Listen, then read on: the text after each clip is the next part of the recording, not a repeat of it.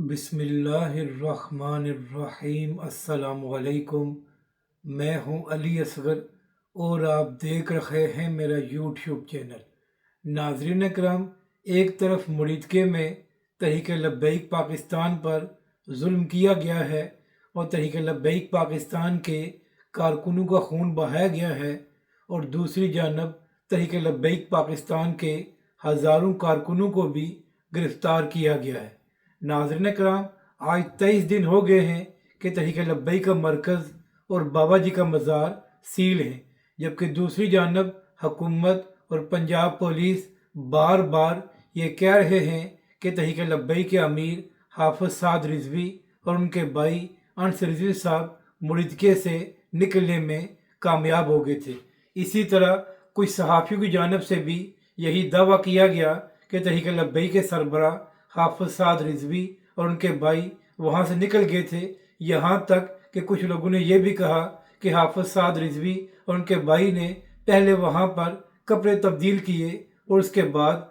Motorcycle के ज़रिए वहाँ से निकलने में कामयाब हो गए। कुछ लोगों की जानब से यह भी दावा किया गया कि हाफ़िज़ साद रिज़वी और उनके भाई की लोकेशन भी मुबैना तौर पर आज़ाद कश्मीर में ट्रेस की गई थी। इसी हवाले से तहरीक लब्बैक पाकिस्तान का भी ये मौक़िफ़ सामने आया था कि हमें कुछ मालूम नहीं है कि हाफ़िज़ साद रिज़वी और तहरीक लब्बैक के कायदीन कहाँ पर हैं, तो लिहाजा हमें उनके हवाले से ख़बर दी जाए। यानी कि नाज़रीन कराम, एक जानब तहरीक लब्बैक पाकिस्तान पर जुल्म किया गया और दूसरी जानब ऐसी खबरें फैलाई गई जिसमें पंजाब हुकूमत और पुलिस ने कहा कि अभी तक हाफ़िज़ साद रिज़वी और उनके भाई तहवील में नहीं आए और ना ही उनको किसी ने गिरफ़्तार किया। जबकि दूसरी जानब अबसार आलम साहब और इसी तरह एक और सहाफ़ी ने यह दावा किया कि हमारे ज़राए यही कह रहे हैं कि हाफ़िज़ साद रिज़वी और उनके भाई मुबैना तौर पर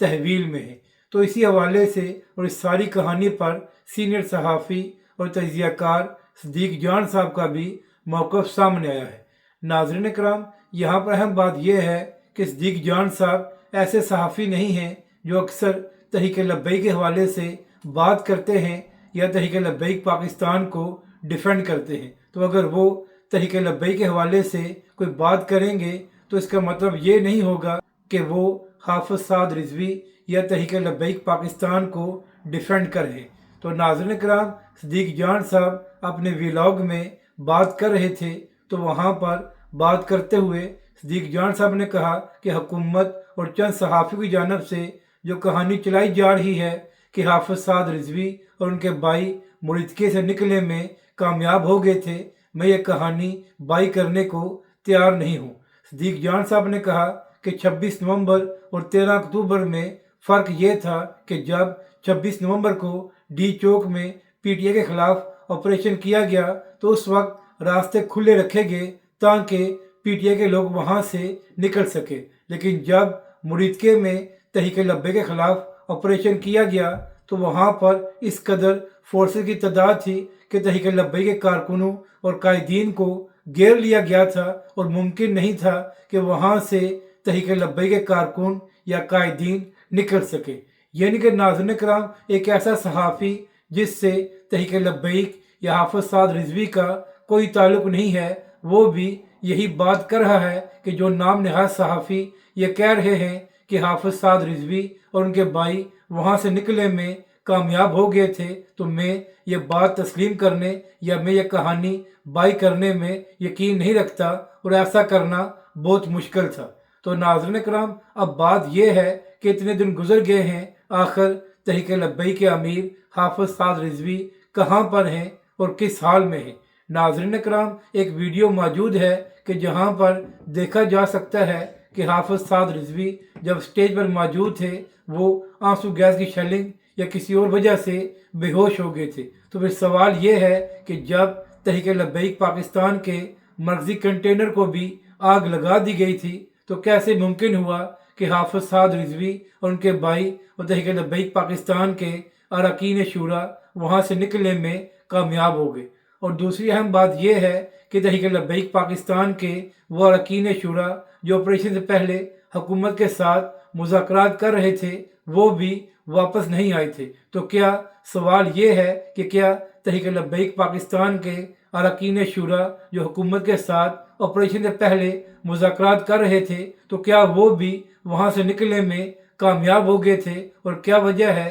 कि अभी तक उनकी गिरफ्तारी भी नहीं डाली गई। इसी तरह बहुत से सहाफ़ियों ने भी यही बात की है कि जिस तरह हाफिज साद रिजवी और उनके भाई के हवाले से कहानियाँ चलाई जा रही हैं, तो इसका एक ही मतलब है कि मुबैना तौर पर हाफिज साद रिजवी और उनके भाई तहवील में हैं, लेकिन अभी तक उनकी गिरफ्तारी डाली नहीं गई। जबकि दूसरी जानब जो तहरीक लब्बैक पाकिस्तान पर पाबंदी लगाई गई है, तो उसको बहुत से उलमाए अहले सुन्नत और दीगर जमातों ने भी मुस्तरद किया है और कहा है कि तहरीक लब्बैक पाकिस्तान एक मजहबी सियासी जमात है, तो लिहाजा तहरीक लब्बैक पाकिस्तान पर पाबंदी नहीं लगनी चाहिए। इसी तरह PTI के अली मोहम्मद खान ने भी एक टीवी प्रोग्राम में बात करते हुए कहा था कि तहरीक लब्बैक पाकिस्तान एक मजहबी सियासी जमात है और तहरीक लब्बैक का एक बहुत बड़ा वोट बैंक है, तो लिहाजा तहरीक लब्बैक के साथ बातचीत की जाए और तहरीक लब्बैक पाकिस्तान को भी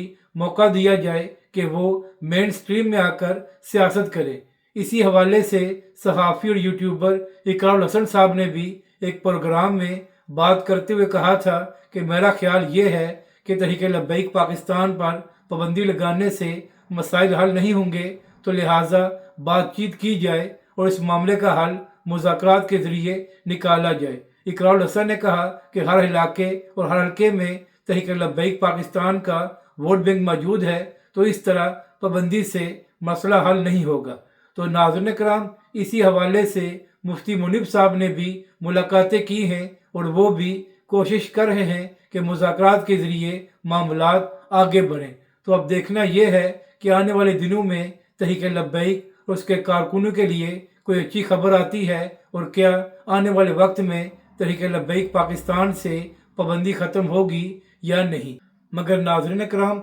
सहाफ़ी और यूट्यूबर सदीक जान साहब ने यही कहा है कि जो कहानी बनाकर पेश की जा रही है कि हाफिज साद रिजवी और उनके भाई वहाँ से निकलने में कामयाब हो गए थे, मैं इस बात को बाई करने में तैयार नहीं हूँ और ऐसा मुमकिन नहीं है। यानी कि सदीक जान साहब भी यही इशारा कर रहे हैं कि मुबैना तौर पर हाफिज साद रिजवी और उनके भाई तहवील में हैं, लेकिन अभी तक उनकी गिरफ्तारी को डाला नहीं गया। अगर आपको ये वीडियो अच्छी लगे तो इसे लाइक और शेयर ज़रूर करें और कमेंट्स के ज़रिए अपनी राय का भी इजहार करें। तहरीक लब्बैक पाकिस्तान के कारकुन आज भी सोशल मीडिया पर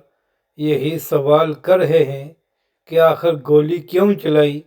और तहरीक लब्बैक पर क्यों जुल्म किया गया।